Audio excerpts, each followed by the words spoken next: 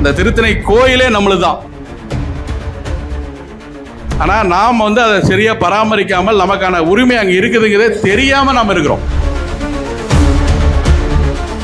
வாழ்க செங்குந்தம் வெல்க செங்குந்தம் என்று கூறி வரும்போது நம் நரம்பு புடைக்கிறது. நம் சமூகத்துடைய பெயரை பொது வழியில் நாம் சொல்ல வேண்டும், முழுமையாக சொல்ல வேண்டும். செங்குந்த கைக்கோள முதலியார், நீங்கள் யார் என்றால் நான் செங்குந்த கைக்கோள முதலியார். அது மாதிரி சமுதாய பெயரை பயன்படுத்தாமல் விட்டதன் விளைவு நிறைய கோயில், இப்ப நம்ம மண்டம் சொல்ற மாதிரி நிறைய கோயில் நம்ம கையை விட்டு போயிடுச்சு. போர் குணமா இருந்த ஒரு சமுதாயம் மழுங்கி இன்னைக்கு நம்ம அந்த வீரத்தையே விட்டுட்டுமே. ராஜராஜ சோழனை ஒரு மன்னனை கொல்லணும்னா நம்ம இறந்தா தான் மன்னனை கொல்ல முடியும். அந்த மாதிரி ஒரு கைகோளர் படை நம்ம. நீ புதுசா யார் வந்தா கூட ஏப்பா நம்மளும் ஒற்றுமில்லப்பா, அவனுக்கு ஒண்ணுமே தெரியாது. எப்படி ஒற்றுமை இல்ல? ஒற்றுமை இல்லைங்கிற வார்த்தையை இனி வாழ்நாளில் இந்த செங்குந்த கைகோள முதலியார் சமூகம் பயன்படுத்தாது அப்படிங்கிற உறுதிமொழியை நீங்க இருக்கணும்.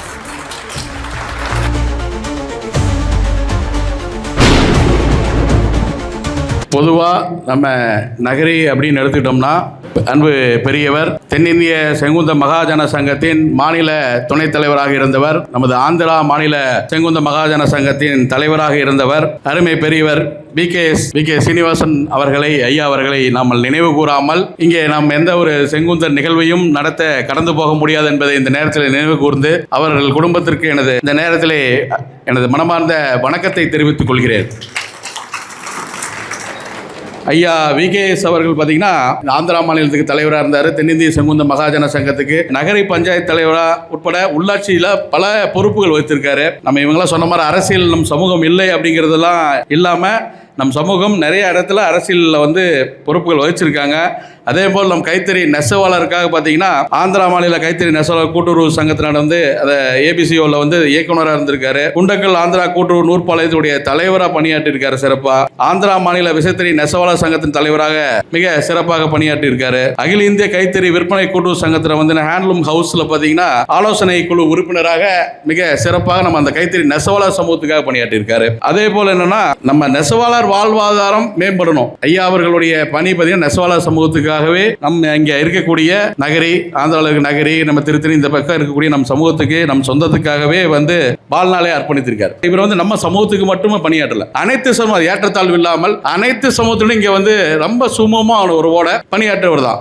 இன்று வரை அவர் நம்ம ஒரு சமுதாய தலைவராக இல்லாமல் பொது தலைவராகத்தான் இங்கே இருக்கிறவங்க எல்லாருமே பார்க்குறாங்கிறது மிகவும் நமது செங்குந்த கைகோள முதலியார் சமூகத்துக்கு மிகவும் பெருமை கொள்ளக்கூடிய விஷயம். ஆந்திரா செங்குந்த கைகோள முதலியார்கள் அது அதிகமாக வாழ்கிற பகுதி அப்படின்னு பார்த்தீங்கன்னா இங்கே நகரி, நீங்கள் ஏகாம்பர குப்பம், சத்திரவாடா, நாராயணவனம், புத்தூர் இந்த பகுதியில் தான் இப்போ அந்த அளவு அங்கங்கே இருக்கிறோம். இந்த பகுதியில் தான் நம்ம அதிகமாக இருக்கிறோம். இந்த அதிகமாக இருக்கக்கூடிய பகுதியில் நம்ம உறவினர் பார்த்தீங்கன்னா திருத்தணி, சோளிங்கர், இங்கே விட்டா அடுத்து திருத்தணி, சோழர், இதெல்லாம் நம்ம உறவு முறை தான். கிட்டத்தட்ட ஒரு 30 கூட்டம். நேற்று நான் திருத்தணி கோயிலுக்கு வந்திருந்தோம், அங்கே நாங்கள் ஒரு நிகழ்வில் கலந்துக்கிட்டோம். நம்ம அந்த ஒரு 30 கூட்டத்துக்கான இந்த திருத்தணி கோயிலே நம்மளுது தான். அந்த 30 கூட்டத்துக்கான அங்கே மடம் மண்டபம் அங்கே இருக்கு. ஆனால் நாம் அதை சரியா பராமரிக்காமல் நமக்கான உரிமை அங்கே இருக்குதுங்கிறதே தெரியாமல் நாம் இருக்கிறோம். முதல்ல நம்ம அந்த கூட்டத்தார் தலைமை பொறுப்பேற்றுள்ளவர்கள் நமக்கு அங்கே என்ன உரிமைகள் இருக்கு, நமக்கு எங்க அங்கே மண்டபம் இருக்கு, மடம் இருக்கு அப்படின்னு தெரிஞ்சு அதை மீட்கிறதுக்கான ஒரு அமைப்பை இங்கே டீம் இருக்கிறோம். அவங்க கூட நீங்க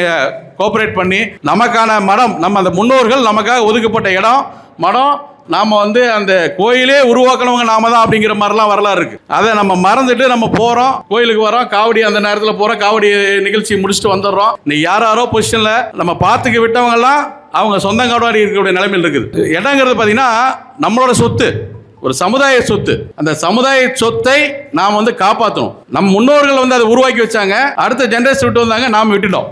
நீங்க எப்படி உங்க அடுத்து வரக்கூடிய இந்த இளைஞர்கள் கையில் எப்படி ஒப்படைப்பீங்க? நாம எப்படி சொந்தமா நமக்கு சொத்து இருக்கோ அந்த சொத்தை கரெக்டா பாதுகாத்து நம்ம வாரிசுக்கு, பையனுக்கு, பிள்ளைகளும் பிரிச்சு கொடுக்குறோம்ல, அது மாதிரி நம்ம கூட்டத்துக்கான சொத்து, அது நம்ம சமுதாயத்து சொத்து. அந்த சொத்தை நம்ம அனைவரும் காப்பாற்றணும். அதே போல நம்ம எல்லாமே இன்னைக்கு ஆந்திரா, தமிழ்நாட்டுனா கூட நம்ம எல்லாமே ஒரே ரத்தம் தான். இங்க இருந்து தான் நம்ம பொண்ணு கொடுக்குறோம், பொண்ணு எடுக்கிறோம், எல்லாமே இருக்கிறதா. இது நம்ம தமிழ்நாடா ஆந்திராவா அப்படிங்கிறது இல்லை, எல்லாம் ஒன்னா தான் இருக்குது. என்னது இந்த எல்லை பிரிக்கிறப்ப இங்க மிகப்பெரிய ஒரு போராட்டம், வடக்கெல்லை போராட்டம் அப்படிங்கிறது மிகப்பெரிய போராட்டமா இருந்தது. இதுக்காக மிகப்பெரிய போராட்டம் நடத்தினாங்க. அந்த நேரத்தில் அந்த போராட்டத்துக்கு ஜெயிலுக்கு போனவங்க நிறைய பேர் இந்த நகரில் இருக்கக்கூடிய நம்ம செங்குந்த கைகோள முதலியார் தான் நிதி உதவி அதுக்கு அதிகமாக அளிச்சு அந்த நம்ம பிரிக்க கூடாது அப்படிங்கிறது ரொம்ப இதோ உன்னிப்பாகவும் மிகப்பெரிய போராட்டத்தில் கலந்துக்கிட்டாங்க. அது மட்டும் இல்லை, அதில் இருந்த துரதிர்ஷ்டவசமாக வந்து திருத்தணி மட்டும் போயிடுச்சு, இங்கே நமக்கு நின்றுச்சு. மீதி சுதந்திரத்துக்கு அப்புறம் 1947 ஒரு 10 வருஷம் வந்து இந்த பகுதி வந்து நம்ம இதோட தான் இருந்தது, தமிழ்நாடோட தான் இருந்தது.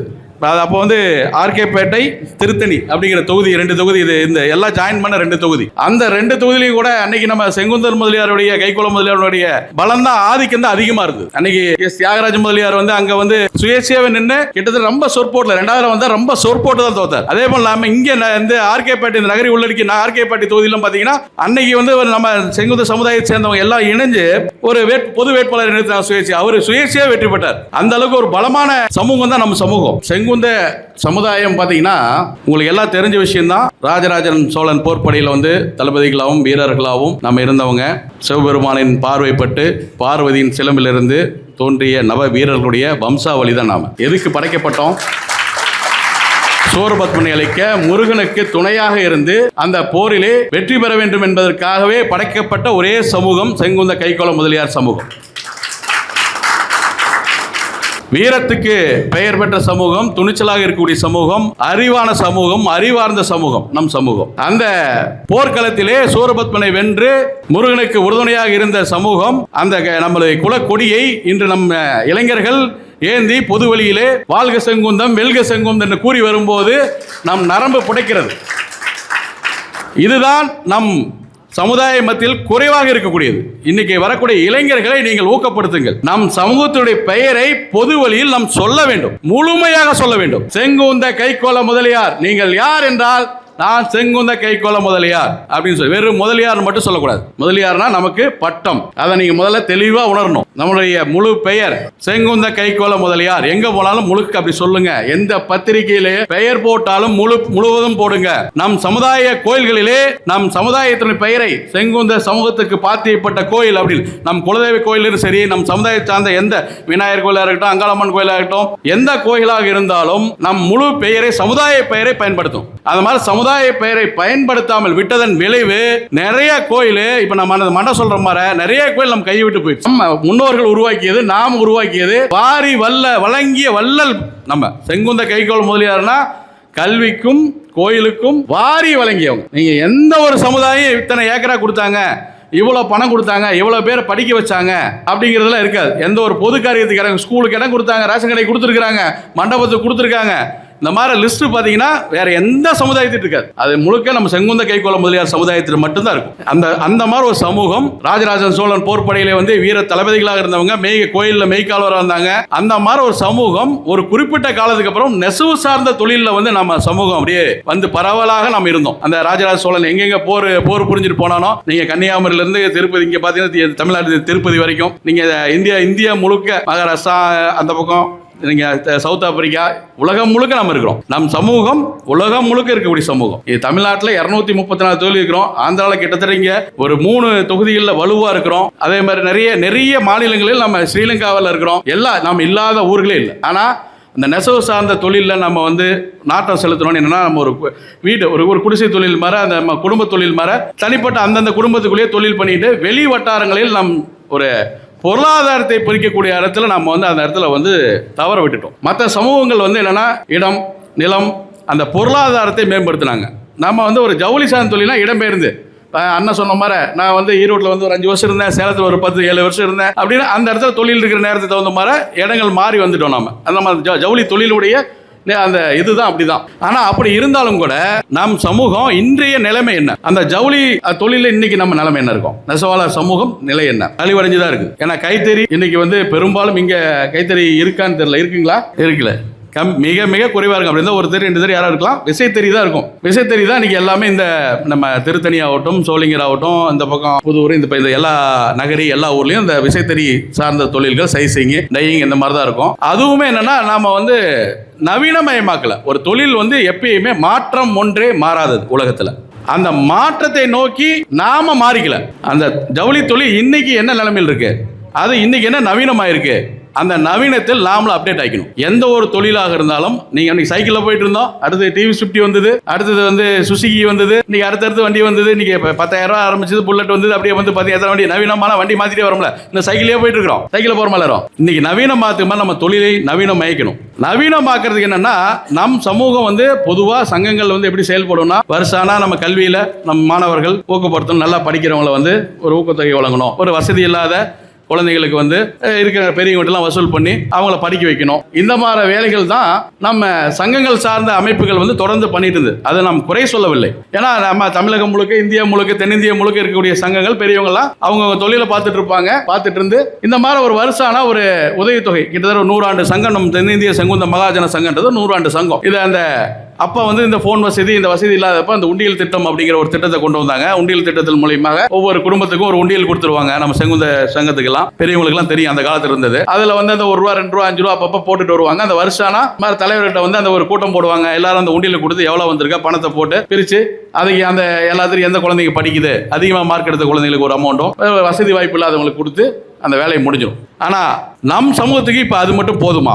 அது மட்டும் அந்த காலத்தில் அப்படி இருந்து தறி நெசிட்டு இருந்தாங்க. அது மட்டுமான படிக்கிற பசங்களுக்கு உதவி பண்ணால் போதும். இன்னைக்கு அப்படி இல்லை, கால சூழ்நிலை மாறிடுச்சு. எவ்வளவோ போராட்டங்கள் இப்போ இந்த சில ஏரியாவில் பார்த்தீங்கன்னா ஒரு சமுதாய ஜாதி ரீதியான பிரச்சனை கூட நமக்கு வருது நிறையா. இன்னொரு சமூகத்துக்கும் நிறைய இடங்கள்ல ஒரு அந்த ஜாதிகள் பிரச்சனை இருக்காது. ஆனால் அந்த மாதிரி பிரச்சனை வரப்போ நம்ம எங்கே போய் நின்றுருக்கோம்?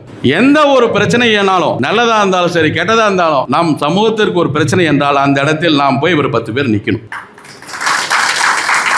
அது என்னவா இருந்தாலும் பார்த்துக்கலாம், போய் நிற்கணும். நாம ஒருத்தருக்கு போனாதான் இன்னொருத்தர் நமக்கு வருவானா இல்லையா? நீங்க போவீங்களா? அதுதான் முக்கியம். இந்த என்னன்னா, எந்த ஒரு நம் சமுதாய ரீதியான நம் சமுதாயத்தினருக்கு எந்த ஒரு பொது பிரச்சனையா இருந்தாலும் நாம எந்த ஊர்ல இருந்தா திரண்டு போய் நிற்கணும். முதல்ல நீங்க அதை செய்தீராவே நம் சமுதாயம் முதல் வளர்ச்சி அடையும். அந்த எண்ணத்தை நாம் முதல் மாற்றிக்கணும். நமக்கு எதுக்கு இந்த பிரச்சனை அப்படிங்கிறது. ஏன்னா நான் முதல்ல சொன்ன இடத்துக்கே போறேன். போர் குணமா இருந்த ஒரு சமுதாயம் மழுங்கி இன்னைக்கு வந்து நம்ம அந்த வீரத்தையே விட்டுட்டோமே. ராஜராஜ சோழனை வந்து ஒரு மன்னனை வந்து கொல்லணும்னா நம்ம இறந்தா தான் மன்னனை கொல்ல முடியும். அந்த மாதிரி ஒரு கைகோளர் படை நம்ம. அந்த மாதிரி வீர தீரமா இருந்த படை கால சூழ்நிலையில் பார்த்தீங்கன்னா அந்த வீரமே மழுகிருச்சு நம்மகிட்ட இருந்து. அந்த வீரம் எங்கே போச்சு? அந்த வீரம் விவேகம் நமக்கு வேணும். அறிவார்ந்த சமூகம், அறிவார்ந்த சமூகம். ஏன்னா நமக்கு ஏன் பிரச்சனை அப்படின்னு ஒதுங்கி போகிறதா அது காரணம். ஆனால் மற்ற சமூகங்கள், நம்மளோட இருக்கக்கூடிய மற்ற சமூகங்களை பார்த்தீங்கன்னா தெரியும். அந்த மாதிரி இருக்காங்களா? ஒரு பிரச்சனைனா எல்லா ஊர்லேருந்து வந்து கண்டிக்கிறான். நமக்கு ஏன் அப்படின்னு நம்ம என்னைக்கு நினைக்கிறோமோ அந்த அன்னைக்கு நம்ம சமூகம் முடிஞ்சிருச்சுன்னு அர்த்தம். என்ன வார்த்தை சொல்றீங்க? எல்லாருமே என்ன, நம்ம சமூகத்துக்குள் ஒற்றுமை இல்லை அப்படின்னு சொல்றான். எல்லாரும் மனசில் இருக்கா? எல்லாரும் மனசில் இருக்கா? அது உண்மையா? எப்படி உண்மை? ஒற்றுமை இல்லை, இப்போ எப்படி திரும்ப வந்திருப்பீங்க? அந்த ஒற்றுமை இல்லைன்ற நினைப்பு இருக்கு பார்த்தீங்களா? முதல்ல நம்மளுக்கு தெரிஞ்சோ தெரியாமலோ அந்த எண்ணத்தை நம்ம மனசில் வச்சுட்டாங்க. எல்லோரும் மனதிலையும். இன்னைக்கு புதுசாக யார் வந்தா கூட ஏப்பா நம்மளும் ஒற்றுமை இல்லைப்பா, அவனுக்கு ஒன்றுமே தெரியாது. எப்படி ஒற்றுமை இல்லை? அந்த எண்ணம் நமக்கு எங்கே தோணுச்சு? அந்த ஒற்றுமை இல்லைங்கிற எண்ணம் தான் நமக்கு முதல் தோல்வியே. நீ எல்லாம் தனித்தனியாக இருந்தால் கண்டிப்பாக ஒற்றுமை இல்லை தான். நான் முதல் சொன்ன மாதிரி எல்லாம் ஒன்று சேர்ந்தா அந்த ஒற்றுமை தானாக வரும், நம்ம வெற்றி நம்மளை தொலைவு வரும். மற்ற சமூகங்கள் இன்னைக்கு அப்படி தான் இருக்காங்க. அந்த ஒற்றுமைங்கிறது அந்த இடத்துல தான் நிற்கிது. இன்றைக்கி ஒரு சின்ன ஒரு ஸ்டேஷன் பிரச்சனைனா கூட அது அவன் மேலே தப்பே இருந்தாலும் போய் 10-100 பேர் நிற்கிறான் ஸ்டேஷனில். அப்போ அவன் மேலே என்ன பிரச்சனையாலும் அவங்க கேள்வி, ஒரு அரசு அதிகாரி ஆகட்டும், ஒரு போலீஸ் ஆகட்டும், அவன் அவ்வளோ சீக்கிரம் கை வைக்கிறது இல்லை. என்ன ஏது நிதானமாக நம்ம இருக்கிற பெரியவங்களை கேட்டு தான் நிதானமாக முடிவு எடுக்கிறான். ஆனால் நாம் அவன் போயிட்டான்னு சொல்லி கண்டுக்காம தான் என்ன ஆகுது? அவன் 2 அப்பப்பி முடி போட வச்சு ஒன்று சாயந்தரம் உட்கார வச்சு விட்றான், இல்லைன்னா ஒரு 5 நாள் ரிமாண்ட் பண்ணி விட்றான். அந்த அளவுக்கு நம்ம அடிதடி பிரச்சனைகள்லாம் போகணும்னு சொல்லவில்லை, ஒரு உதாரணத்தை சொல்கிறேன். ஆனால் அந்த மாதிரி பிரச்சனை பண்ணக்கூடிய சமூகங்கள் கூட அந்த ஒற்றுமையை காட்டுறாங்க. அந்த இடத்துல நாம் அந்த ஒற்றுமையை வந்து காட்டுறதில்லை. அதுதான் முக்கிய காரணம். நீங்கள் என்னன்னா, இப்போ நான் இந்த இடத்துல நான் போகக்கூடிய எல்லா இடத்துலையும் அதான் சொல்கிறேன். நாம் வந்து நம் சமூக ரீதியாக முதல்ல ஒற்றுமை, அந்த ஒற்றுமை இல்லைங்கிறத முதல்ல நீங்கள் மனசுலேருந்து தூக்கி போடணும். அந்த நெகட்டிவ் பாயிண்ட்டை வந்து மனசுலேருந்து முதல்ல தூக்கி போடுங்க. ஒற்றுமை இல்லைங்கிற வார்த்தையை இனி வாழ்நாளில் இந்த செங்குந்த கைகோள முதலியார் சமூகம் பயன்படுத்தாது அப்படிங்கிற உறுதிமொழியை நீங்கள் இருக்கணும். ஏன் ஒற்றுமை? நம்மள ஒற்றுமையாக தான் இருக்கிறோம். நமக்கு அந்த ஒற்றுமை ஆகிறதுக்கு தான் கட்டமைப்பு அந்த காலத்திலேயே நம்ம பெரியவர் உருவாக்கி இருக்காங்க. கூட்டம் குளம் கோத்தரம் எதுக்கு வச்சிருக்காங்க?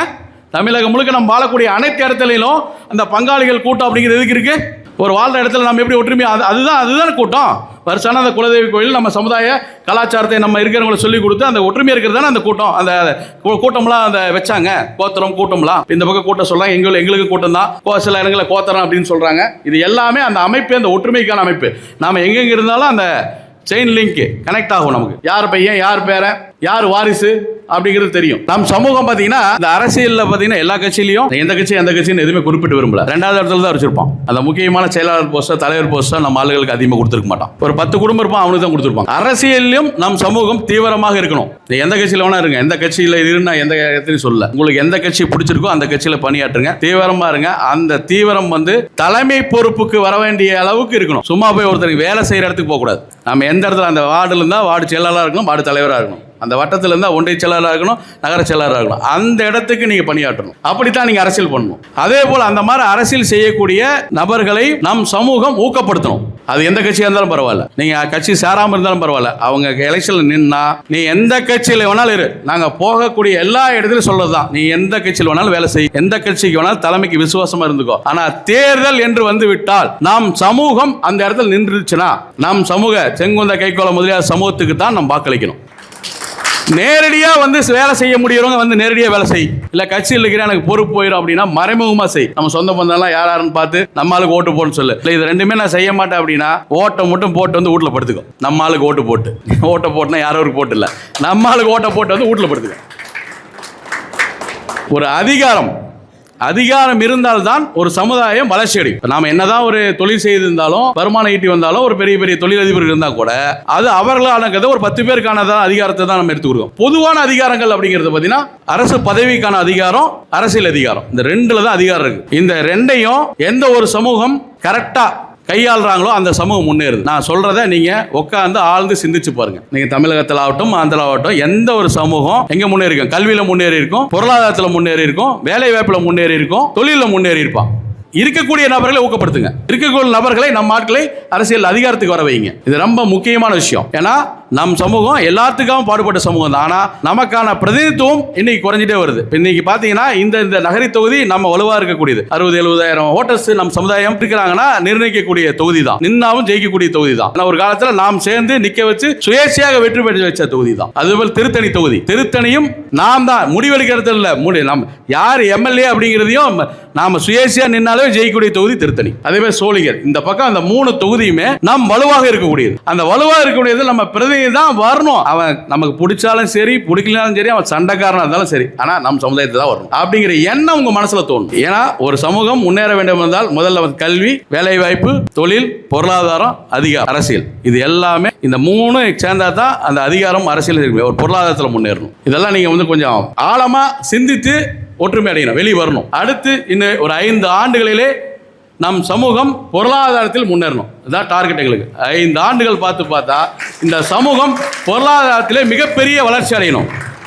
அந்த மிகப்பெரிய வளர்ச்சி அப்படிங்கிறது நீ அடுத்து நம்ம வளர்ந்துட்டோம்னா அடுத்து கீழே இருக்கணும், கை கொடுத்து தூக்குவோம். ஏன்னா நம் சமூகம் நம்மளோட ஒற்றுமையாக இருக்கு இல்லையா, இருக்குல்ல, அதை தூக்கணும். அதுதான் எங்கள் நோக்கம். அதே போல் நீங்க பெரியவங்களா இருக்கீங்க, எந்த ஒரு கூட்டத்துக்காகட்டும், எந்த ஒரு நிகழ்ச்சிக்காகட்டும், நம்ம அடுத்த ஜெனரேஷனை யாருமே கூட்டிட்டு வரதில்லை. நம் சமுதாயத்துக்குள், சங்கத்துக்குள்ள, சமுதாயத்தில் எப்பயுமே யாரையுமே நீங்க பெரியவங்க யாருமே ஊக்கப்படுத்தி யாரையுமே கூட்டு வரதில்லை. நீங்க கூட்டிட்டு வந்தீங்கன்னா தான் அந்த ஜாதினா என்ன, சமுதாயம் என்ன, நம் கலாச்சாரம் என்ன, நம்மளை பண்பாடு என்ன, அந்த நம் சமுதாயம் சேர்ந்த முன்னோர்கள் என்ன செய்திருக்காங்க, இது எல்லாமே நம் சமுதாயம் அடுத்த ஜெனரேஷனுக்கு தெரியணும். நிறைய நம்ம இளைஞர்கள் எல்லாம் வெவ்வேறு சமுதாயத்தை பார்த்து ஏன் நம்ம சமுதாயத்தில் இருக்க பெரியவங்களா அந்த மாதிரி இதெல்லாம் நம்ம செய்யறது இல்லை, கூப்பிடுறது இல்லை அப்படிங்கிற ஆதங்கங்கள் இருக்கு. அதனால இதெல்லாம் அங்க நீங்க வர இடத்துல நீங்க அவங்களை வீட்டிலே விட்டு நீங்க மட்டும் வந்துடுறீங்களா, யாருமே கூட்டிட்டு வரதில்லை. இது சமுதாய சங்கத்தில் சமுதாயம் இந்த மாதிரி நடக்கிற இடத்துல இளைஞர்களை நீங்க உங்க சமுதாயம் நம்ம இருக்கிற நம்ம அடுத்த ஜெனரேஷன் கூட்டிட்டு வரணும். இங்க நல்ல விஷயத்தை மட்டும் தான் சொல்லி தரோம். ஏன்னா இப்போ திருத்தணியில் பார்த்தீங்கன்னா, இப்போ நம்ம நேற்று நம்ம அருமை மாப்பிள்ளை அவர்கிட்ட உரையாடுறப்ப நம்ம துரைசாமி முதலியார் அவர்கள் அந்த அரங்காவலராக இருக்கிறப்ப அந்த காலசந்தி கட்டளையை முறைப்படுத்தி ரிஜிஸ்டர் பண்ணி அந்த 365 நாளும் நம் செங்குந்த சமுதாயத்தை சேர்ந்தவங்க தான் காலை முதல் பூஜை அந்த முருகனுக்கு, திருத்தணி முருகனுக்கு. முக்கியமான விஷயம் என்னன்னா, அந்த நம்ம திருத்தணி கோயில், அந்த திருத்தணி கோயிலில் நான் முதல்ல எடுத்தோன்னே சொன்னதான், திருத்தணி கோயிலே நம்மளுக்கு தான். நல்லா தெரிஞ்சுக்கங்க, திருத்தணி கோயிலே நம்மளுக்கு தான். நாம் கட்டினதான் திருத்தணி கோயில். நம்ம சமுதாயத்தை சேர்ந்தவங்களுடைய மண்டபம் எல்லாம் நிறைய பூஜை போட்டு தான் அதுக்கப்புறம் கோயிலுக்கே பூஜை போட்டாங்கன்றதான் இன்னைக்கு இருக்கிற சரித்திர ஆவணமே. ஆனால் எல்லாம் கிட்டத்தட்ட 30 கூட்டத்துக்கும் அங்கே மண்டபம் இருக்கு. முதல்ல அது நீங்கள் அந்த 30 கூட்டத்தாரும் உங்களுடைய தலைவர்களையும் நான் ஒன்றிணைக்க சொல்லியிருக்கோம். அந்த ஒன்றிணைச்சு அவரோட பேசி அந்த 30 கூட்டத்துக்கான இடத்தையும் நம்ம மீட்கணும். இன்னைக்கு சில நேற்று கூட நான் திருத்தணியில் கோயிலில் சாமி விட்டு கீழே மயில் மண்டபத்தில் ஒரு கூட்டம் போட்டோம். ஒரு 10-12 கூட்டத்தை சேர்ந்த முக்கிய நிர்வாகிகள் வந்திருந்தாங்க. அதில் அந்த மண்டபத்தில் இருக்கக்கூடிய பிரச்சனைகள்லாம் பற்றி கலந்து ஆலோசனை பண்ணோம். இப்போ சில மண்டபங்களை மீட்டு அதை புதுப்பிச்சு நடத்திட்டு வராங்க. சில மண்டபங்கள் இப்போ அதை மீட்கக்கூடிய நிலைமையில் இருக்கு. சில இடத்துல கேஸ் நம்ம இன்னைக்கு வின் பண்ணி கூட அந்த மண்டபத்தை இன்னும் நம்ம உள்ள நுழைய முடியாத சில மண்டபங்கள் இருக்கு. இதெல்லாம் நீங்க தெரிஞ்சுக்கணும். இதெல்லாம் என்னோட பிரச்சனையே இல்லை, நம்மளுடைய பிரச்சனை. அந்த இடத்த மீட்கக்கூடியதுதான் முக்கிய. இப்போ இன்னைக்கு திருத்தணியில் முக்கிய நம் சமூகத்தை அந்த 30 கூட்டத்தோடைய இருக்கக்கூடிய முக்கிய பிரச்சனையே இருக்க அந்த திருத்தணியில் இருக்கக்கூடிய அத்தனை மண்டபங்களையும் மடங்களையும் நாம மீட்கணும். எந்த ஒரு கூட்டத்தாருக்கு அந்த மண்டபத்து பிரச்சனாலும் மற்ற கூட்டத்தார் அனைவரும் நாம் ஒன்று திரண்டு போகணும். போய் அவங்க கூட உறுதுணையாக நிற்கணும். அவர்களுக்கு என்ன விதமான கலெக்டர் ஆஃபீஸில் பெட்டிஷன் கொடுக்குறாங்களா, வாங்க. அதிகாரி எஸ்பி பார்க்க போகிறோம், வா. மினிஸ்டர் பார்க்க போகிறோமா, இந்த ஹெச்ஆர்என்சி மினிஸ்டர் பார்க்குறப்போ, ஹெச்ஆர்என்சி அலுவலரை செக்ரட்டரி பார்க்குறோமா, வாங்க. எல்லாரும் ஒன்று திரண்டு வரணும். இது எல்லாத்தோட உரிமை. இது அந்த மடத்துக்கு நம்ம ஒவ்வொரு கூட்டத்துக்கான மண்டபங்களும் இருக்கு. அந்த மண்டபங்களை ஐடென்டிஃபை பண்ணிட்டு வரோம், எந்தெந்த இடம் பண்ணிட்டு வரோம். இது வரைக்கும் கிட்டத்தட்ட ஒரு 15 மண்டபங்கள் ஐடென்டிஃபை பண்ணோம் எந்தெந்த கூட்டத்துன்னு. இன்னொரு 15 பேர்த்து இருக்கு இடம். பெரியவர்கள் எல்லாம் கூப்பிட்டு பேசி எந்தெந்த இடம்ன்றதை ஐடென்டிஃபை பண்ணோம். யார் இன்னைக்கு பொசிஷன் எடுத்திருக்காங்க அப்படிங்கிறதெல்லாம் பார்த்து அதை மீட்கக்கூடிய இடத்துக்கு நாங்கள் வந்துட்டோம். அதனால் நீங்களும் அனைவரும் ஒத்துழைப்பு தரணும் அந்த மண்டபத்தை மீட்கிறதுக்கு. அதே போல் நம்ம கிட்டத்தட்ட 25 ஆண்டு காலமாக திருத்தணியை சேர்ந்த துரைசாமி முதலியார் அரங்காவலராக இருந்தார். அந்த அரங்காவலராக இருந்தப்ப அவர் செய்த முக்கிய பணி அந்த கோயில் புறணமைச்சது. இன்னைக்கு திருத்தணி இவ்வளோ சிறப்பாக இருக்குது அப்படின்னா வளர்ச்சியாக அவர் தான் முக்கிய காரணம்.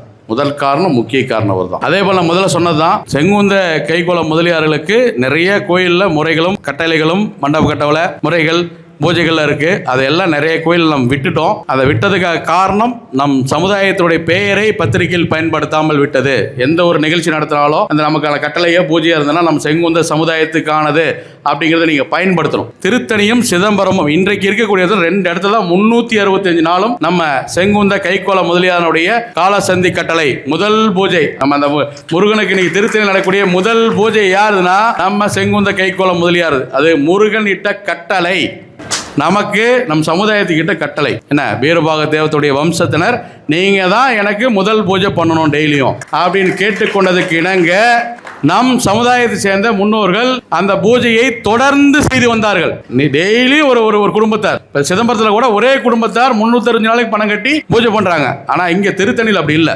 ஒவ்வொரு நாளும் ஒவ்வொரு குடும்பத்தார், 365 நாளும் 365 குடும்பத்தார் அந்த காலசந்தி பூஜை கட்டளையை செய்து வந்தார்கள். ஆனா அதை 1969 சில அந்த முன்னாள் எல்லாம் சின்ன தொகையை வைத்து பண்ணிட்டு இருந்தாங்க. 69 துரைசாமி முதலியார் அவர்கள் அரங்காவலர் தலைவராக அதை முறைப்படுத்தி அதை சப் ரிஜிஸ்டர் ஆபீஸ்ல பதிவு செய்திருக்கார். எந்தெந்த குடும்பம் எந்தெந்த நாள் அவங்க பூஜை அப்படிங்கிறத முறையா பதிவு செய்திருக்கார். அதுக்கான மறுபடியும் எக்ஸ்ட்ரா என்னென்ன கட்டணமோ அந்த கட்டணத்தை இந்து அறநிலையத்துறை கட்டி அதை பதிவு பதிவு செய்திருக்கார். ஆனால் அது ஒரு சில காலங்களாக இப்போ நடந்துட்டு வந்திருந்தது. உங்களுக்கெல்லாம் தெரியுமா? அந்த மாதிரி ஒரு பூஜை நமக்கு முதல் பூஜை நம்மளுதுன்னு தெரியுமா? நிறைய பேர் தெரியல. ஆனால் நீங்கள் அதை இதில் இருக்கிறீங்க. ரைட்.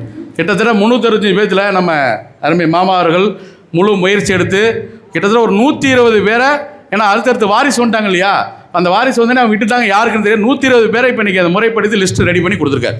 அங்கே உட்காந்து ஒரு தனி ஒரு மனிதனாக அவர் சொந்த ஆட்களை வைத்து ஏன்னா அந்த 120 பேரை முறைப்படுத்தி அவங்க லிஸ்ட் பண்ணிட்டாங்க. இன்னும் மீதி இருக்கிறவங்களாம் என்னென்னா அந்த பூஜைக்கே நிறைய பேர் போகிறதில்ல. இனி அடுத்தடுத்து வாரிசுகள் வரப்போ அந்த குடும்பமாக அவங்க போட்டு பண்ணணும். ஏன்னா இது நமக்கு ஆண்டவன் கட்டளை. அதை நம்ம உணராமல் அதை நம்ம போய் செய்யாமல் விட்டுறோம். அது என்னாவது, இன்னைக்கு யார் வேணாலும் உட்காந்து பூஜை பண்ணுறான். ஐயரு பணத்தை வாங்கிட்டு அந்த கட்டளையை இன்னொருத்தரை கூப்பிட்டு வச்சு பூஜை பண்ணி சங்கல்பம் பண்ணி அனுப்பிச்சி விட்றான்.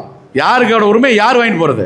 அந்த உணர்வு நம்மகிட்ட வரணும். முதல்ல நம்ம உரிமையை முதல்ல நாம நிறுத்தினா தான் நமக்கான எல்லாமே கிடைக்கும். அந்த உரிமை போராட்டத்திற்கு நான் எந்த இடத்திலும் உங்களுடன் நிற்க தயாராக இருக்கிறேன். நீங்க எந்த நேரம் எந்த இடத்துக்கு கூப்பிட்டாலும் அந்த இடத்துக்கு நான் நிற்பேன். உங்களுக்கான அனைத்து விஷயத்திலும் முழு ஒத்துழைப்பு கொடுப்பேன். நீங்கள் யாரை பார்க்கணும்னு சொல்லுங்க போகலாம். நாம் வந்து அந்த யூனிட்டி தான், நம்ம அந்த ஒற்றுமைங்கிறது அந்த இடத்துல தான் துவங்குது. அதனால் இனி வர காலங்களில் பார்த்தீங்கன்னா அந்த நம்ம கோயில் சார்ந்த விஷயங்களில் வந்து நம்ம உரிமையை நாம் விட்டு கொடுக்கக்கூடாது. விட்டு கொடுத்தன் விளைவு தான் இன்னைக்கு நம்ம கெட்டு போயிட்டோம். விட்டு கொடுத்தா கெட்டு போக மாட்டான்னு சொல்லுவாங்க, அது இல்லை, விட்டு கொடுத்து தான் கெட்டு போயிட்டோம். ஏன்னா தயவு செய்து விட்டு கொடுக்கறதுங்கிறது அண்ணன் தம்பி சொத்து பகுதியில் விட்டு கொடுங்க, அங்காளி பங்காளி மாமச்சனுக்கு விட்டு கொடுங்க, அது வந்து நம்ம அந்த இது. ஆனால் உரிமைகளை எந்த நேரத்திலும் நாம் விட்டு கொடுக்கக்கூடாது. நம் முன்னோர்கள் நமக்கு கொடுத்தது அந்த உரிமையை நம்ம விட்டு கொடுக்கக்கூடாது. இன்றைக்கி திருத்தணியில் இருக்கக்கூடிய முக்கிய பிரச்சனை நம் மண்டபம், அடுத்தது அந்த 365 நாள் அந்த முதல் பூஜை, காலசந்தி கட்டளை, இது 2 முக்கிய பிரச்சனைகள். இதை நீங்கள் அனைவரும் உணர்ந்து உங்கள் கூட்டத்தாரோடும் ஞானசேகர் அவர்கிட்ட வந்து நீங்கள் தொடர்பு கொள்ளுங்க. அவர்கிட்ட எல்லா லிஸ்ட் இருக்குது, யார் யார் எந்தெந்த குடும்பங்கள் எந்தெந்த நாள் அப்படிங்கிற லிஸ்ட் முழு விவரம் இருக்குது. அவரும் நிறைய பேர் தொடர்பு கொண்டிருக்காரு, தொடர்பு கொண்டு பேசியிருக்காரு. அதில் ஒரு 120 பேர் அவர் இது வரைக்கும் சேர்த்து லிஸ்ட்டே அவங்க ஹெச்ஆர்என்சியில் கொடுத்துட்டார். பொதுவாக அடுத்து வர ஜென்ரேஷன் படிக்கிற பசங்களை படிக்க வைக்கிறது இன்ஜினியரிங் மட்டும் படிக்க வைக்கிறாங்க. இன்ஜினியரிங் படிச்சுட்டா இன்ஜினியரிங் படிக்கிற எல்லாத்துக்குமே 50,000 1 லட்ச ரூபா சம்பளத்தை வேலை கிடைக்கிறது இல்லை, உங்களுக்கு தெரியும். அதுக்கான கல்லூரிகளிலே அதிக மதிப்பெண் எடுத்து படிக்கக்கூடிய மாணவர்களுக்கு தான் அதுக்கான சம்பள தொகை கிடைக்குது. நீங்கள் பொதுவாக நிறைய துறைகள் இருக்குது, இன்ஜினியர் மட்டும் இல்லை, நிறைய ஜவுளி சார்ந்த தொழிலில் நிஃப்ட் அந்த மாதிரி பெரிய கல்லூரிகளை தேர்ந்தெடுத்து உங்களுடைய வாரிசுகளை மகன்களை படிக்க வைக்கணும். நீங்கள் இப்போ படிச்சுட்டு இப்போ படிக்கிறவங்க எத்தனை பேர் படிக்கிறீங்க? படித்து முடித்தவங்க டிகிரி எல்லாம் பிஇயா, டிப்ளமா, டிகிரி. என்னென்னா இந்த மாதிரி இருக்கவங்களுக்கெல்லாம் தான் நான் வந்து அந்த தொழில் முனைவர் மாநாடு உங்களுக்கு தான். ஏன்னா உங்களுக்கெல்லாம் தொழிலதிபர் ஆக்கிறதா என்னோட லட்சியமே. உங்களையெல்லாம் தொழில் முனைவராக்கி தொழிலதிபர் ஆக்கிறதா என்னோட லட்சியம். அதே போல என்னன்னா நீ அடுத்து வர ஜென்ரேஷன் என்னன்னா சட்டம் பயிலணும், ரொம்ப முக்கியம். இன்னைக்கு ஒரு சமூகம் ஒரு குறிப்பிட்ட ஒரு 20 ஆண்டுகளில் 50,000 சட்ட மாணவர்களை உருவாக்கி இருக்காங்க. வழக்கறிஞரா சட்டக்கல்லூரியில் அனைத்து சட்டங்களையும் சேர்த்து இன்னைக்கு சென்னை ஹைகோர்ட்ல மட்டும் கிட்டத்தட்ட 5,000 பேர் ஒரே சமூகத்தை சேர்ந்தவங்க இருக்காங்க. நீங்க ஹைகோர்ட்டில் வந்து நிறைய விஷயங்கள் தீர்மானிக்க அந்த சமூகமாக இருக்குது. ஆனால் எந்த ஒரு பிரச்சனையாக இருந்தாலும் நம் சமூகத்தை நாம் வந்து ஒரு சில பேர் தான் கோபி மாதிரி இருக்கிறாங்க, ஒரு சில பேர் தான் ஐடென்டிஃபை பண்ண முடியுது. நிறைய சட்டம் பயிலக்கூடிய மாணவர்களை நாம் உருவாக்கணும். அந்த வழக்கறிஞராக மட்டும் சட்டம் படித்தா வழக்கறிஞர் மட்டும் ஆகணும் இல்லை, நிறைய தொழில் நிறுவனங்களில் கூட போய் நம்ம சட்ட வல்லுநர் ஆகலாம். அடுத்து உடனடியாக இப்போ அன்னைக்கு மாதிரி இல்லை, இப்போ சட்டம் வந்து நீங்கள் வழக்கறிஞராக வந்து ப்ராக்டிஸ் செஞ்சு தான் ஜட்ஜ் ஆகணும். இன்றைக்கி நேரடியாக நீதிபதி ஆகிறதுக்கு வந்து தேர்வுகள் வந்துருச்சு, அடுத்தடுத்து நிறைய அது ஆப்பர்ச்சுனிட்டி வந்துச்சு, வரும். அதாவது சம்பளமும் அது அதிகம். அதாவது சட்ட வல்லுநர்களை நம் சமூகம் அதிகம் வருங்காலத்தில் உருவாக்க வேண்டும். அதை வந்து நீங்கள் உங்களுடைய அடுத்து வரக்கூடிய ஜென்ரேஷன் இப்போ படிச்சுட்டு இருக்கிற பசங்கிட்ட சொல்லுங்கள், லா படிக்க சொல்லுங்கள். அது சட்டம் வந்து ரொம்ப முக்கியம். இன்றைக்கி நம் சமூகத்துக்கு நிறைய சட்ட போராட்டங்கள் இருக்குது. அந்த சட்ட போராட்டங்களை நாம் வந்து நம் சமூகத்தை சேர்ந்தவர்களை அணுகி கேட்க வேண்டியதாக இருக்குது. ஆனால் நிறைய சமூகம் இன்னைக்கு பழனியில் உங்களுக்கு சொன்ன போனால் ஒரு சமூகம் வந்து அவங்களுக்கான அந்த உரிமையை வந்து சட்ட போராட்டம் நடத்தி வாங்கியிருக்காங்க திருச்செந்தூரில். ஆனால் நம் சமூகத்தில் இன்றைக்கி நம்ம அந்த மாதிரி சட்ட போராட்டம் நடத்தி வாங்கக்கூடிய வல்லுநர்கள் இப்போ இல்லை. ஒரு காலத்தில் நம்ம வந்து இப்போ அவங்க தாத்தா மாதிரிலாம் வந்து தலைவாய் சுப்பிரமணியம் அவர்லாம் வந்து நீதிபதியாக இருந்தாங்க. அவங்க கூட்டத்துக்கான அந்த மடத்தெல்லாம் கட்டி கொடுத்தா நிறைய உதவிகள் பண்ணியிருக்காரு. இங்கே பிசி அந்த நலவாரியத்தினுடைய தலைவராக வந்து சிறப்பாக பணியாற்றிருக்காரு இங்கே ஆந்திராவில். இந்த மாதிரி நிறைய இருந்திருக்காங்க, இல்லைன்னு நம்ம சொல்ல முடியாது. ஆனால் இப்போ இருக்க காலகட்டத்தில் இல்லை. அப்போ நம்ம இல்லாத இடத்த தான் நம்ம ஃபில்பில் பண்ணணும். தொழிலில் நம்ம வரணும். நீங்கள் வேலை வாய்ப்புனா வேலை வாய்ப்பில் இந்த மாதிரி துறைகளை அதிகமாக தேர்ந்தெடுத்து போகணும் அப்படிங்கிறத நேரத்தை தெரிவித்து வரும் காலங்களில் பார்த்தீங்கன்னா நான் முதல்ல சொன்ன மாதிரி தான் இளைஞர்கள் நீங்கள் அதிகமாக ஊக்கப்படுத்தணும். உங்களுடைய பசங்களையும் எல்லாத்தையும் இந்த சமுதாய பணிக்கு நீங்கள் அனுப்பணும். கட்சி தலைவர்கள் பின்னாலையும் நடிகர்கள் பின்னாலாம் நீங்கள் போகிறாங்க, அதுக்கெல்லாம் நீங்கள் என்கரேஜ் பண்ணுறீங்க, கண்டுக்கிறது இல்லை. சமுதாயத்துக்கு பின்னால் வரதுக்கு முன்னாடி ஏன் நீங்கள் வந்து தடுக்கிறீங்க? சமுதாயத்துக்கு போங்க, சமுதாய சேவை செய் அப்படின்னு சொல்லி நீங்கள்லாம் உங்கள் பெரியவர்கள் அனுப்பி வைக்கணும். இங்கே இருக்கக்கூடிய வந்து இளைஞர்கள்லாம் வந்து மிக தீவிரமாக சமுதாய பணியாற்ற தயாராக இருக்கிறாங்க. கிட்டத்தட்ட பார்த்தீங்கன்னா சத்திரவடா, ஏகாம்பர் குப்பம், கேவிஆர்பேட்டை, சிந்தாலப்பேட்டை, நாராயணவனம், புத்தூர் இந்த போன்ற பகுதிகளில் இருக்கிறவங்கலாம் வந்து பெரியவங்கள்லாம் வந்து இளைஞர்களை ஊக்கப்படுத்துங்க. இப்ப நம்ம சமுதாயம் இருக்கு அப்படிங்கிறத நாம வெளியில தெரியப்படுத்தினால் மட்டுமே நமக்கான தேவைகள் அடுத்த சமூகத்தினால் நமக்கு எந்த பிரச்சனைகளும் வராது. முதல்ல நாம யூனிட்டியா இருக்கிறோம், எல்லாருமே இங்க இந்த ஒரு சமுதாயம் பெருங்கொண்ட சமுதாயமா இருக்குது அப்படின்னு வெளியில தெரிய ஆரம்பிச்சாலே யாரும் நம்ம கை தொட மாட்டோம். அது ரொம்ப முக்கியம். நாங்க சொல்றதை நீங்க சிந்திச்சு பாருங்க. இதை செய்து கொடுக்குமாறு இங்க இருக்கக்கூடிய பெரியவர்களை நமக்கு தாழ்மையுடன் கேட்டுக்கொள்ள, இளைஞர்களை நம் சமுதாயத்து பக்கம் நீங்க ஊக்கப்படுத்தி வர வைக்கணும் அப்படிங்கிறதா இந்த நேரத்தில் நான் வந்து மிக தெளிவாக உங்களிடம் ஆதரவாக கேட்டுக்கொள்ளக்கூடிய விஷயம். முதலியார் வாரியம் இங்கே தமிழ்நாட்டில் கூட நம்ம அதெல்லாம் இல்லை.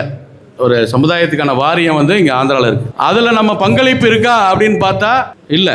இப்போ இன்னும் இருக்கக்கூடியவங்க வந்து அது அந்த வாரியம் பார்த்தீங்கன்னா செங்குந்தர், அகமுடையர், தமிழ் பேசுகிறவங்க, தமிழ் பேசக்கூடிய செங்குந்தர்கள், அவங்களுக்கு அது அதே மாதிரி தான் கரிகால பக்துலு, கைகோளர், ஆந்திரா, திருப்பதி, வட ஆந்திரா இந்த இருக்கக்கூடிய நெசவாளர் சமுதாயத்துக்கானது. அந்த வாரியம். அந்த நெசவாளர் பிரச்சனைகளும் நெசவாளருக்கான கோரிக்கைகளையும் கொண்டு செல்லக்கூடியதுக்காகவும் அவர்களுக்காக உருவாக்கப்பட்டது தான். அதில் பார்த்தீங்கன்னா தொடர்ந்து நம் சமூகம் அதில் வந்து எந்த பிரதிநிதித்துவம் இல்லாமல் அது ஒரு நெசவாளருக்கான அந்த வாரியத்தில் நெசவாளர் இல்லாதவங்க தான் இருக்காங்க. அதனால் வருங்காலத்தில் அதெல்லாம் நீங்கள் வந்து இன்றைக்கி இருக்கக்கூடிய இந்த இடத்துல நம்மளோட கோரிக்கை வைத்து வரக்கூடிய அரசியல் கட்சிகளிடம் அந்த வாரியத்திலே நெசவாளர் சமூகமான எங்கள் சமூகத்துக்கான பிரதிநிதித்துவம் இருக்க வேண்டும் என்பதை நாம் ஆழமாக சொல்ல. நான் உரிமைன்னு சொன்ன பார்த்தீங்களா, இதெல்லாம் அரசாங்கத்துக்கு நமக்கு இருக்கிற உரிமை. இன்னைக்கு நம்ம நெசவாளர் சமுதாய இது பிரச்சனையை பேசுறதுக்கு கூட நாம் இல்லாமல் வேற ஆட்கள் தான் போய் பேசக்கூடிய இடத்துல நம்ம சமூகம் வந்துருச்சு. எந்த இடத்துல நம்ம உரிமை இருக்குது அப்படிங்கிறத நம்ம மறந்துடும். அதனால் இந்த முதலியார் வாரியன்ற இடத்த நீங்கள் வந்து விரிவாக நான் உங்களிடம் வந்து அடுத்த ஒரு இடத்துலையும் பெரியவங்களாம் சொல்கிறேன். வரக்கூடிய தேர்தல் காலத்திலையோ அரசியல் கட்சியிலையோ இன்றைக்கி இருக்கக்கூடிய ஆளுங்கட்சிகளாக இருந்தாலும் சரி இருக்கக்கூடிய அந்த விஷயத்தை எடுத்து சொல்லி இந்த வாரியம் அந்த நெசவாளர் சமுதாயத்துக்கானது, அது நெசவாளர் முன்னேற்றத்திற்காக பயன்படுத்தக்கூடியது, இது எங்கள் சமூகத்துடைய பிரதிநிதித்துவம் இது இல்லை அப்படிங்கிறத நீங்கள் எடுத்து சொல்லி அவர்களிடம் வந்து நீங்கள் அதை கேட்டு வாங்கணும் அப்படிங்கிறத இந்த நேரத்தில் உங்களுக்கு தெளிவாக நான் ஆழமாக பதிவு செய்கிறத கேட்டுக்கொண்டு இதுவரை என்னுடைய பெயரையை கேட்டு எனக்கு இந்த நிகழ்ச்சியை ஏற்பாடு செய்து கொடுத்த அனைத்து நல் உள்ளங்களுக்கும் பெரியோர்களுக்கும் வந்திருக்கக்கூடிய நம் உறவினர் அனைவருக்கும் மற்றும் இளம் சிங்கங்கள் அனைவருக்கும் எனது மனமார்ந்த பாராட்டுகளையும் வாழ்த்துக்களையும் நன்றியும் தெரிவித்துக் கொள்கிறேன். வாழ்க செங்குந்தம், வெல்க செங்குந்தன் கூறி விடைபெறுகிறேன். நன்றி, வணக்கம்.